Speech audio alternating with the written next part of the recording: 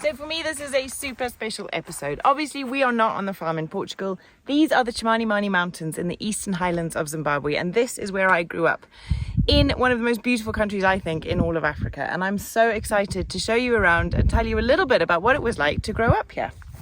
In the meantime, we just got to try and get Crusoe down the hill.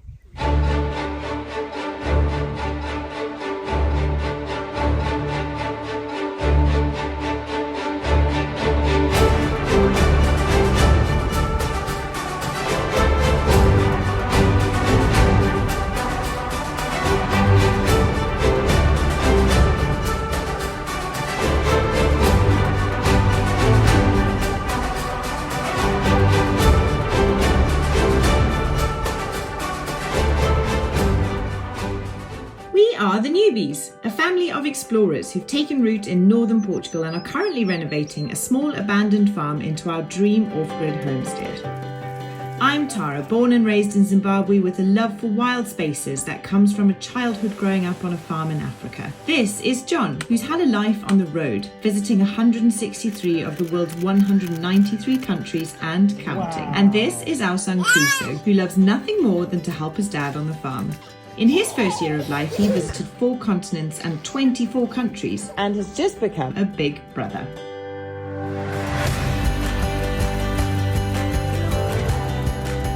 We're documenting our entire journey, and each Sunday we release a new episode with exciting new projects and stories. And we would love for you to join us. Hit that subscribe button, give us a thumbs up, and turn on those notifications so that you never miss an episode. Thank you for helping our channel grow and for supporting our family's journey. And remember, be brave, think big, explore.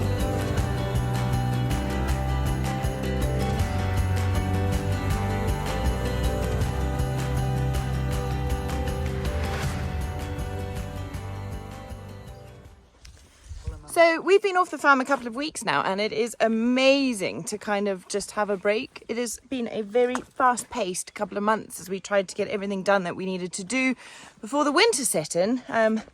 So it was hectic, to say the least. It's also obviously amazing to be back here with my family in Zimbabwe.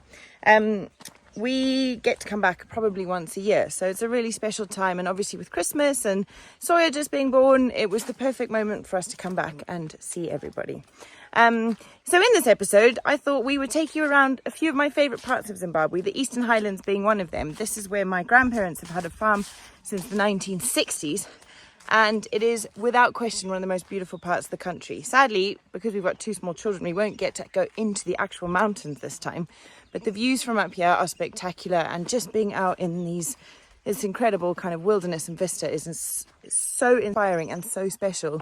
And it was something John and I were talking about this morning, was now that we have the space from the farm and the projects are finished that we set out to achieve before we left, it's incredible how having that headspace means that so much more inspiration floods in and so many new ideas come. So we're constantly jotting things down, and we're excited to get back to the farm in a few weeks and start picking up everything that we've kind of learned while we've been here, everything that's come to mind since we've had the space to let our ideas flow and to let inspiration breathe. And it just feels so good to press pause for a moment and just do something a little bit different.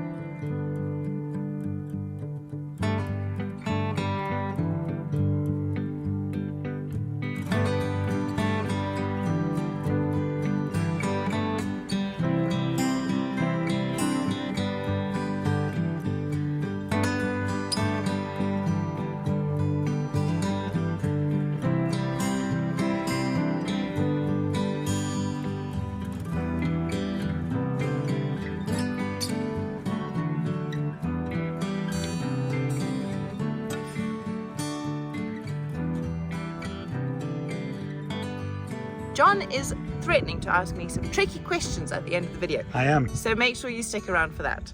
But it's now time to talk about something that's become super important to us on all of our travels, and that is using a VPN, and ours is provided by Surfshark. If you don't know what a VPN is, it stands for Virtual Private Network, and it basically protects all of your online data, making sure that anything that you send off into the great big cloud that is the internet is encrypted and unable to be read by somebody who's trying to do nasty things with your information. And something that's been super important to us while we're here in Zimbabwe is being able to keep up with all of our favorite shows. And what I love is that you can change the location of your IP address to whichever country you like, so that you can access anything you want to access no matter where you are. And if you're wondering where that might be handy beyond things like Netflix, airlines and hotels sometimes price things differently depending on where you are. So sometimes when we're trying to book flights, we change our location to be in the UK to see if the flight prices are any different. So this makes traveling and booking things for the coming months so much easier.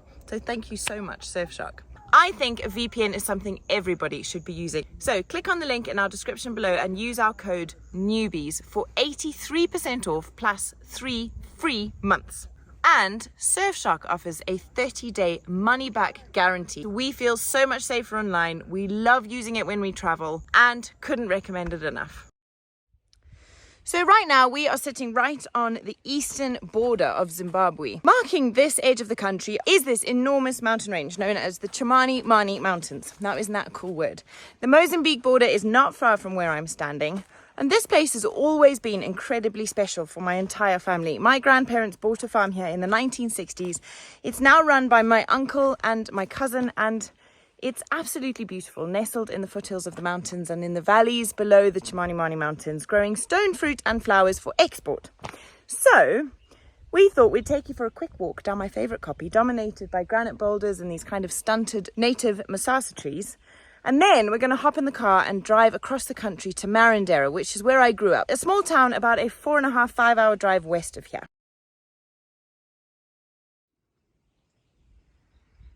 Looks like there's some big storm clouds building, so we should probably hit the road soon. Hey, love?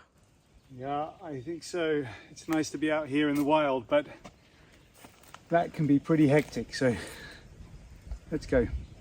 Do you remember that time when we were over last year when we were in Spring Hyde, a different part of Zimbabwe, and the thunderstorms in Spring Hyde were huge? Yeah, they were incredible. Spectacular. If anybody can notice John's black eye, yeah, that was thanks to Crusoe, who headbutted John by mistake. it was, yeah. So we don't live in an abusive relationship, just to clear things up. No, that's true, and I haven't been playing rugby for a long time. All right, let's get to the car. Come on then.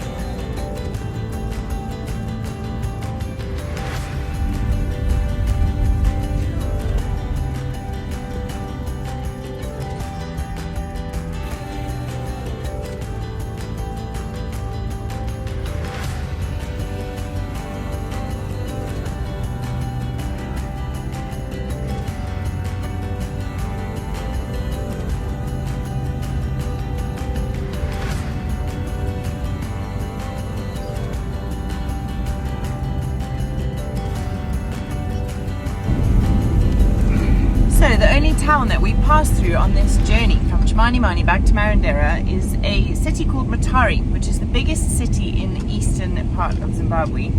And it is a really beautiful city, kind of sits in the bowl of a valley with lots of mountains around the side of it, big granite kind of dwellers and koppies. And I've always felt like it was just a really, really lovely spot when you drive through it. It is chaos though, like most African cities. The driving's not very good, there's lots of traffic on the roads, there's lots of stuff going on at traffic lights that makes it a little bit difficult to navigate, so John's concentrating very hard.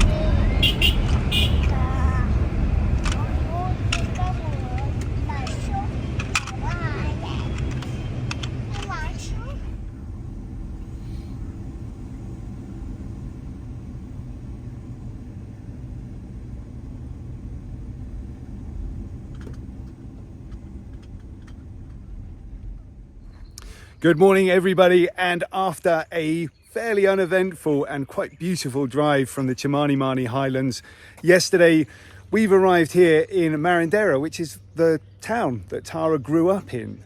Today's going to be a really jam-packed day, lots going on. We're going to start the tour here at Gosho Park, which is kind of like, if you look in a line of the day, that what we're going to be doing, we're starting at this end of the line and we're going to be moving our way through the line. So first stop on our little whiz around Marondera is Gosho Park, which happens to be attached to the school that I went to. We were so lucky to have this on our doorstep, and we're going to meet my brother, his wife, their children and my parents here for a breakfast. There is some amazing wildlife in here, and we used to come for walks from school whenever we liked, really, which was incredible. So hopefully we'll be having some nice breakfast rolls with a view of some giraffe, some kudu, things like that. Wonderful. Okay, so Sawyer's going to see his first giraffe. Sawyer's going to see his first giraffe. Okay, little man, stay awake for that one, hey buddy. Oh, he is about to go to sleep. Oh dear, never mind. Never mind. Are you ready, Crusoe? Yeah. Let's go see some giraffes, shall we? Guys, you're gonna find the giraffe. Now, we were incredibly fortunate to go to some of the loveliest schools. They are out in the countryside with heaps of kind of opportunities and facilities, and one of the most magical things was having this little wildlife park attached to the school. It's got giraffe, it's got zebra, it's got wildebeest, it's got kudu. And when I was at school, we used to walk in here as often as we liked, really, once we became seniors and old enough to look after ourselves. And it was just such a lovely place to come and spend time, to climb rocks, to look at rock art. So you would walk around here, even though there's wild animals, you'd come in here as school kids and just go for a wander around? Yeah, because the wild animals that are in here are harmless. They're all just antelope and giraffe and things. So there was no kind of danger to us as far as wildlife was concerned. So we were allowed to come and sort of spend time here. As long as we behaved ourselves, which so we did most of the time. We had at my school that I went to, which is a comprehensive. We had geese and some cows at the farmyard that was attached to the school. That was it, you know. No giraffe. We were extraordinarily lucky. Yeah, quite different, eh? Very different. All right, let's go and look at giraffe.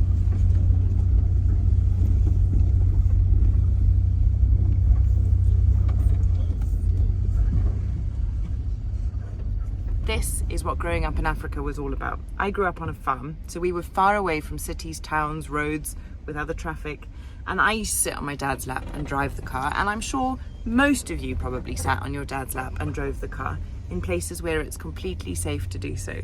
And for me to see Crusoe sat on John's lap, taking us on a little safari around Gosho Park, where I used to go to school, is something that I will treasure forever, because it's incredibly special to see my son emulating what I did as a kid with my dad.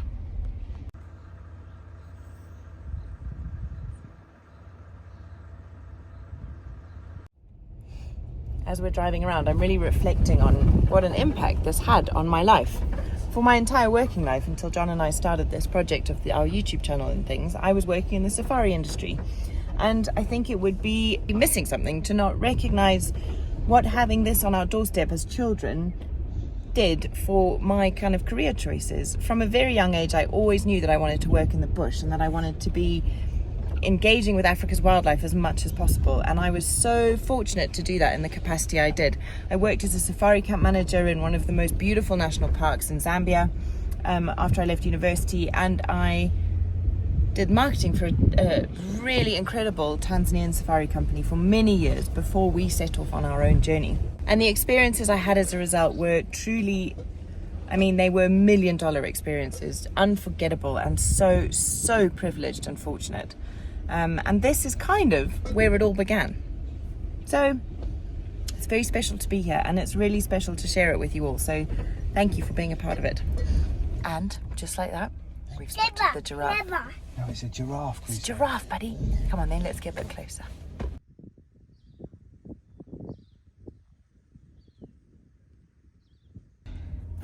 Well, on that lovely note, I think it's time to go and get some breakfast. I think you're right. Isn't it just brilliant? What a lovely way to start a day. Yeah. That's nice, Crusoe. Puddle. Is it a puddle? Now Now that's a lovely spot for breakfast, isn't it? Oh, that's a great spot for breakfast, right next to a watering hole. And in the background, we can still see the giraffe. Love it. Breakfast. Breakfast. We go. Let's go.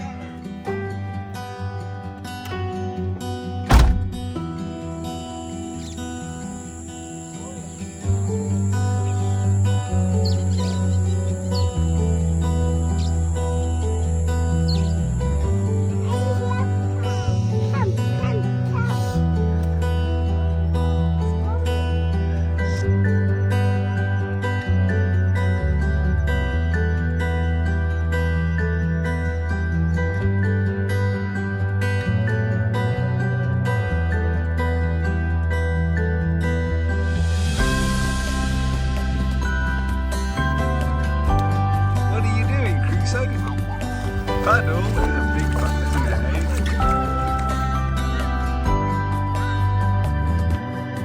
Cool.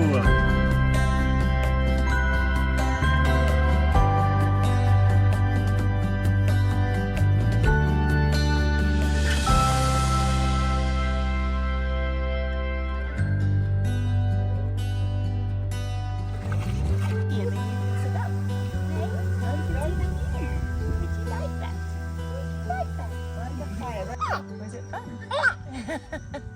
Was it fun?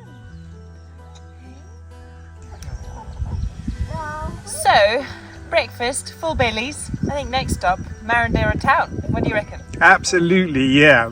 So, Marondera town, far cry from the peace and quiet of Gosho Park. Yeah, it's bustling, it's hectic, it's busy. It is. Sometimes dusty and sometimes quite muddy. Yeah. Yeah, I love it. Kisses for his little brother.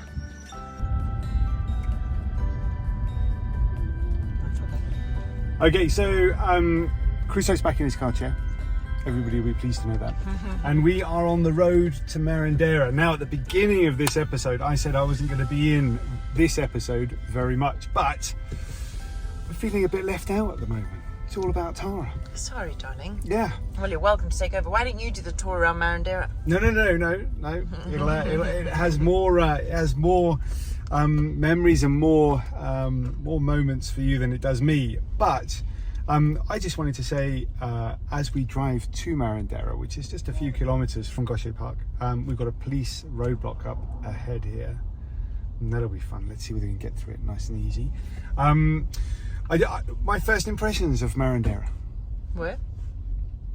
I'd say a typical African town. It's got this kind of feel that harks back to a very golden age of wealth, and there are some pretty buildings there that are looking quite ramshackled now. There's a nice market there as well, and there are a few new developments there too. So it's kind of like a real typical mismatch of a African town, I think. Anyway, Tara's going, thank you very much. Look, police are letting us through. That's kind of fun. Isn't it? All right, so Tara's going to show you around. I do like dusty African towns. They're great fun. Been to lots all over the world, mostly in Africa. Oh dear, right, let's go and have a look. Let's go and have a look around. You're going to like this one. So this is as we're just coming into Marondera, and something that's quite typical of Zimbabwe in general is the use of these kind of outskirts areas. This is literally just bush as you come into town that's been cleared and is now being used by small subsistence farmers to grow maize and whatever crops they can get into the ground, really, to sustain themselves. It's not, I don't think, land that's owned by them. It's not anything official or legal, really, but it does make use of the land and help to try and feed people. There's a little church out there on the copy. There is a little church just over here. And as John mentioned, there's a lot of development going on at the moment. Since I've been back, which was a year, it's been a year since we were last here, and there's so much building going on. This, case in point, new petrol station coming up just on the outskirts of town. So there's a lot of investment going into what is actually quite a small kind of Zimbabwean town. Crusoe's desperate for raisins and Sawyer's chatting away to himself. So it'll be interesting to see what kind of town Marondera is in the future. When I grew up here, we had no traffic lights, we had no food court. We had a couple of kind of big department stores. I say big, they weren't anything near what you get in the first world. But now we have 3 traffic lights. That don't work. No, they don't, like this one. There is a traffic light that is not working. Got enough raisins there, Crusoe? Yeah. Open. Open. Ah, that's right. It's open. Second traffic light, not working. But would you look at that? Third traffic light is working. Mostly. And I've just remembered there are actually 4 because there's one more.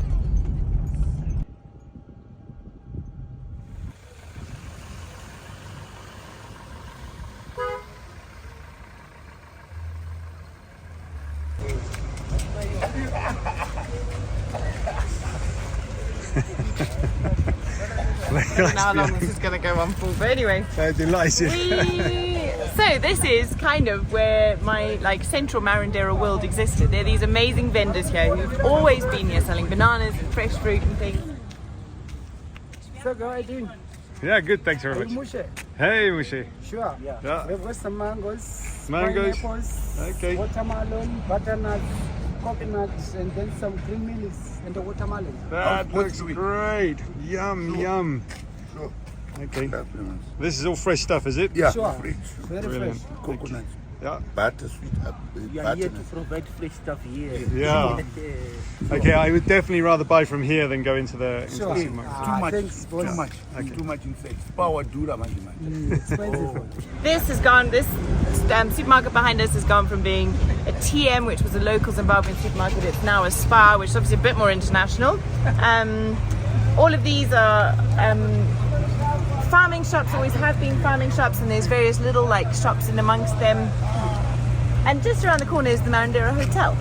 When I was at school, there was a restaurant here called the Burgundy Terrace, and we used to be allowed to be taken out by our parents for lunch once a week. And so Mum would often come and take me out for lunch and bring some friends, and we'd get a break from school food. Crusoe's bottom is actually in that puddle, so he's going to need a clothes change shortly. But anyway, some of these are really beautiful old buildings, and are kind of, I think, quite historical in Marondera. So, Crusoe.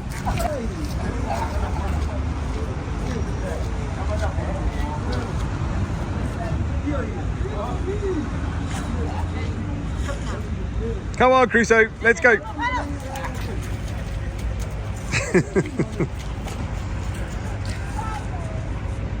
I'm gonna get.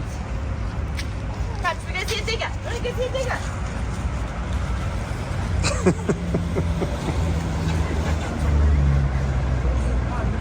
All right, come on, let's go. Crusoe, let's go. Come on, buddy. You can take a boy out of Portugal, but you can't take the puddles out I of think what? this is African blood coming out. Yeah, probably. Puddles! Come, we're gonna see diggers. Should we move away from the puddles? Let's move away from the puddles. Okay, Crusoe, leave the puddles alone. Come on, Crusoe, let's go. Look how dirty you are.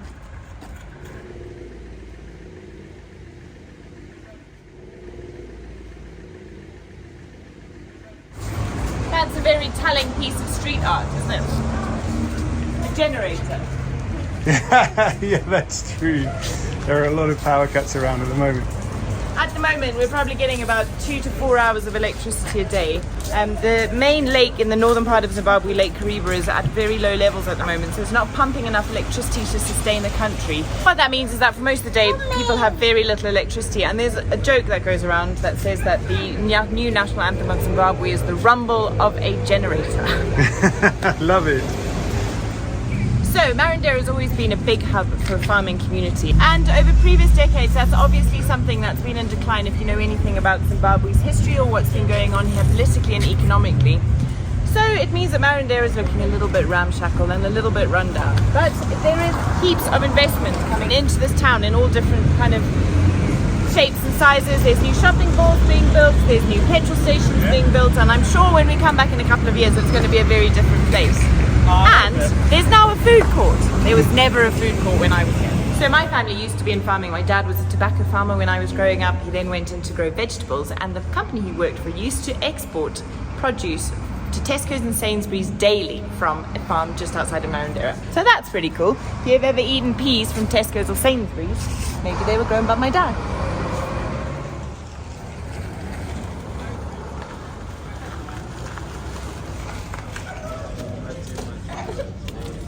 So one of the craziest things about growing up in this country is the money. And we'll show you a tray we bought at the market the other day. When I was growing up, I used to ask my mum and dad for $5 million to go out to a nightclub for the night. And that's not because that's how much money we had. That is because of the economic decline in Zimbabwe. When inflation reached something crazy like 1,000%, we haven't been able to get money from an ATM, cash machine, for probably nearing on 10 years, if I'm not exaggerating. It feels like about 10 years. So let's go walk past an ATM now, see if we can get cash out. Almost guarantee not a charge. Okay, let's go and have a look.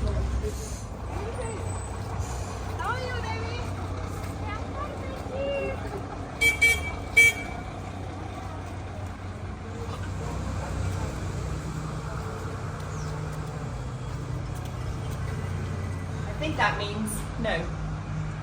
Let's have a look. Well, the lights work. I've switched it on at least. That's great. So let's go to the food court that wasn't here when I lived here, and we can maybe get an ice cream if you like. Yeah, that sounds like a great idea. So let's go and have a look at that. Okay, whilst we go and have the ice cream, I'm going to have a couple of questions for you. Like, was it scary growing up in Africa? Right. So if this had been here when I was at school, I would have been so excited, but it wasn't. So you have to make the most of it now. Let's go. Let's go. I can imagine a young Tara getting super excited about a place like this. Well, in Zimbabwe, we never used to have food courts at all. Yeah. It was quite a new thing. So what did you do when you were a kid for entertainment, or what did you do when you went out to a restaurant or anything like that? Well, we did have restaurants, of course we did. So we'd go out every now and then. But I grew up on a farm, so my entertainment was horses and tractors and the great outdoors, puddles, and just kind of living a really, really wonderful childhood. I wouldn't change anything about my childhood for anything, and my parents sacrificed an awful lot to give us the very best life they could. Very, very fortunate. I feel so grateful for all of it. Yeah, I think, do you know what? I think that's how we feel about our life today, though, isn't it? It is, you know, with Portugal and everything that goes on, all the travel. There's a lot of recognition about how fortunate we are, how grateful we are for all of it, and you know, not kind of underestimating how privileged we are to be able to do what we do. Definitely. Yeah, that's it. Come on then, let's get that ice cream.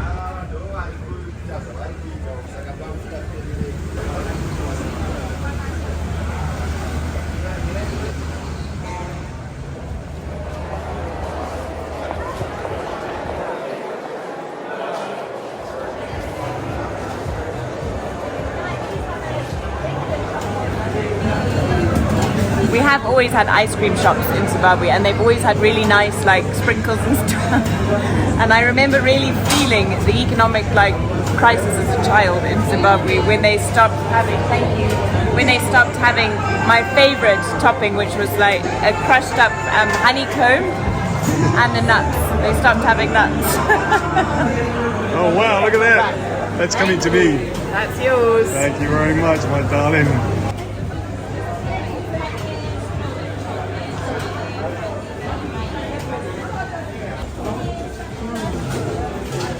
Crushed peanuts. I know you've got some questions, but I think these kids are starting to max out and both need to sleep. So let's go home. Yeah. Another day, we'll take you to the school, and at the very end of the video, we'll do some questions and answers with John. Yeah, absolutely, because I've got so many questions about, I don't know, how you grew up and what you enjoyed, and was it scary, and what was it like, and what was school like, and you know, I don't know, there's just a million questions. And by the way, if anybody's watching this and has got their own questions and we don't answer them later in the show, yeah, leave a comment below. We'll get straight back to you. Yeah, absolutely. So having left the hustle and bustle of Marondera behind us, we are now at Peterhouse, which is the school that I was incredibly fortunate to go to. It is one of the best private schools in the country, and my parents sacrificed everything and worked super hard to get my brother and I through school here.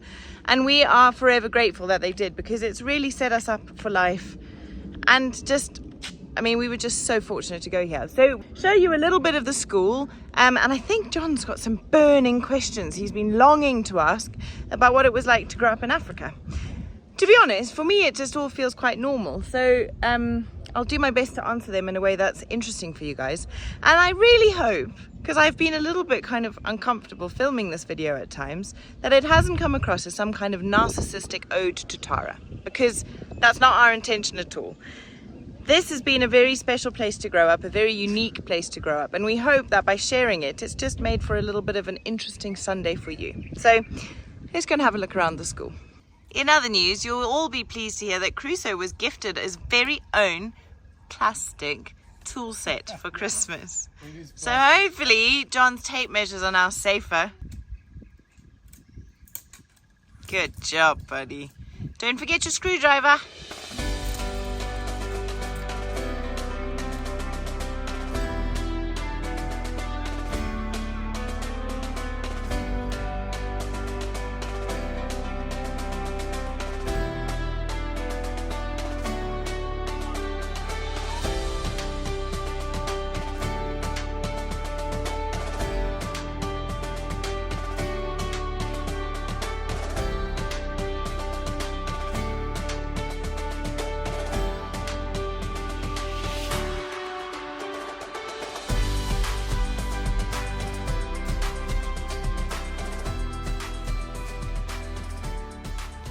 So this place has got so many memories.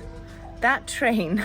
That's the hooting sound in the background. That hooting sound is the train going through Marondera, and that sound for me always brings back a feeling of homesickness. Peterhouse is a boarding school, and I really struggled with that in the very beginning. And I remember lying awake at night in the dormitory, being able to hear everybody else breathing deeply, fast asleep around me, the sound of mosquitoes on the outside of my mosquito net, and the train coming past in the night time. And there was always this longing to be at home, and the kind of notion that perhaps if I was able to escape from school, I could jump on the train and it would take me home, even though it didn't go anywhere near where we were living at the time. But every time I hear that train, I think of those nights lying in the dormitory, unable to sleep, wishing I could be at home. The great school escape. That sounds like how I went to school. Yeah, that's it. You see, well, you didn't really go to school, did you, John? Okay, so all right, beautiful school, darling, and it is truly beautiful. I've walked around this school many times now, and it's epic. You know, it makes me feel like, you know, every kid in the world should be allowed to go to a school like this. Yeah. But they're not. They're not, no. And especially in Zimbabwe. Especially in Zimbabwe. This is, as I said earlier, one of the best schools, if not the best school in Zimbabwe. It's not cheap. The school fees they fetch a high price tag.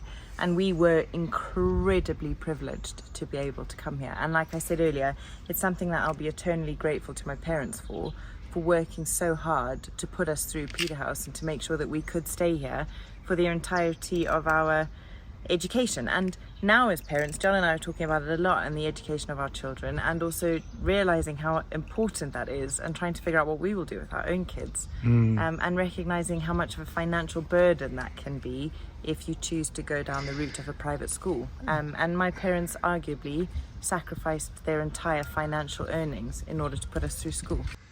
Okay, so next question. I think the biggest question, and maybe a lot of people out there are probably asking the same thing, although it might be fairly obvious now that we've come to your school, but was it scary growing up in Africa? No, it wasn't scary growing up in Africa. I mean, obviously, no, it wasn't scary growing up. It was all normal to me because that's where I grew up. So, it didn't ever feel scary in the sense that in the way that you're asking that question, because I think a lot of the perception in the kind of wider world is that Africa is a dangerous and scary place, and parts of Africa are dangerous and scary, but so are parts of London dangerous and scary. We were very lucky to live a very comfortable, happy, safe childhood on a farm.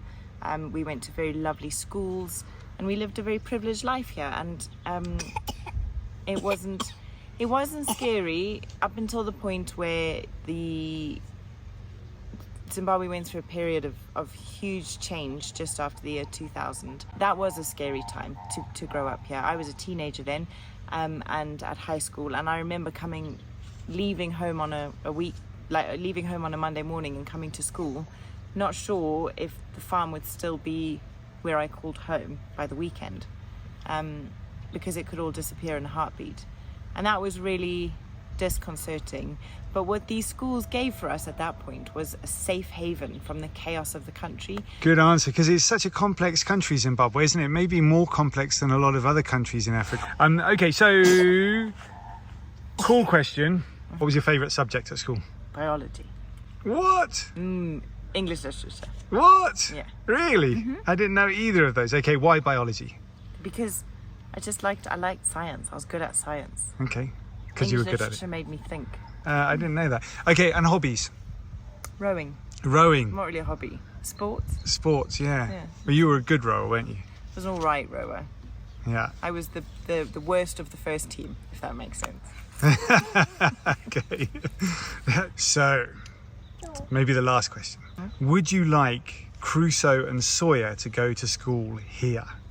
Yes. In terms of the lifestyle, the opportunities, the kind of community that they'd be a part of, the incredible history of the school, the pride that they would know, all of that, I would be more than delighted for my children, and very, very proud for my children to come to school here.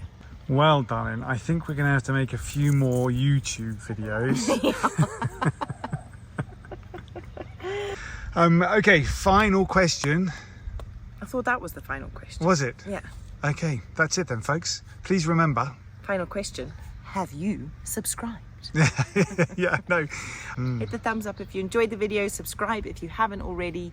Leave us a comment just below if you'd like. We love hearing from you.